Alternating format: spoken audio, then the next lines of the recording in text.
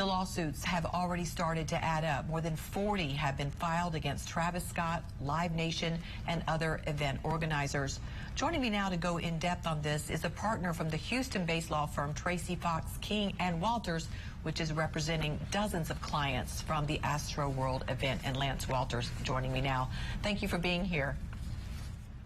Thanks for having us, Natalie. Yeah, sure. First up, you and your firm represent nearly 100 people who attended the concert. Thankfully, none of them have died. But can you give us some examples of who you're representing and what happened to them? Yeah, you know what? Out of the 100 people approximately that we represent, the types of injuries range, and they get as serious as physical injuries like broken bones and torn ligaments, to the other side of the spectrum where they're not quite as physically hurt, where they were trampled and they've got bruises and scrapes. But if you can imagine the trauma they went through, where they're unable to sleep at night, they can't stop thinking about it. They've seen dead people, they see children, they saw people getting carried off out of the crowd, and they had that feeling of sort of drowning within the crowd. And so that's sort of the vast range that we're representing currently. And when you hear some of the things we just heard, such as the fire department not being part of the event and not having EMS inside, police saying the event organizers have still not provided complete staffing details almost a week later, does that surprise you? What does that say to you? No, unfortunately, it doesn't surprise me or my law firm. You know, it doesn't really matter if it's an explosion or a catastrophic accident or an event like this. You always come to find out that this was only a matter of time. It was poor planning. The planning that they had was poorly executed. And as a result, it was sort of a ticking time bomb that resulted in tragedy.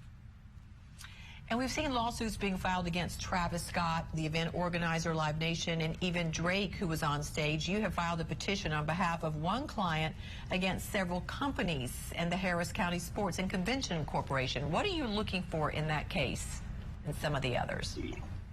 So there's a lot of different moving parts. There's a lot of people and a lot of companies involved.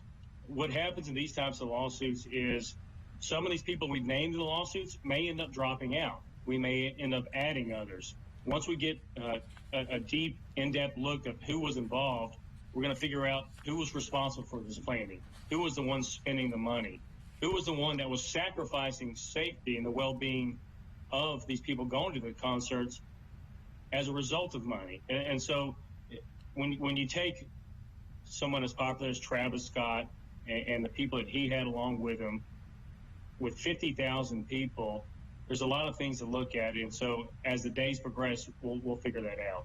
And do you think the performers in a case like this could be responsible for what happened? So I'm not sure how much you know. I'm sure you've seen a lot of what I've seen. Travis Scott has a history of doing this thing. He's been criminally charged 2 other times for inciting this type of violence. Just 2 years ago, before COVID hit, he hosted a concert, the exact same concert in Astroworld, where something very similar happened. Thankfully, it wasn't nearly as bad as it was now, but it happened. And you look back at some of his tweets and some of his press announcements, he knew, and others knew, that the show was sold out. He still invited people, knowing that it was sold out, to come, show up, and we know what happened after that. This investigation is expected to take quite a long time. Ultimately, what are you and your firm looking for? Answers. We want to know. We want to know what they knew, and we want to know why they did what they did.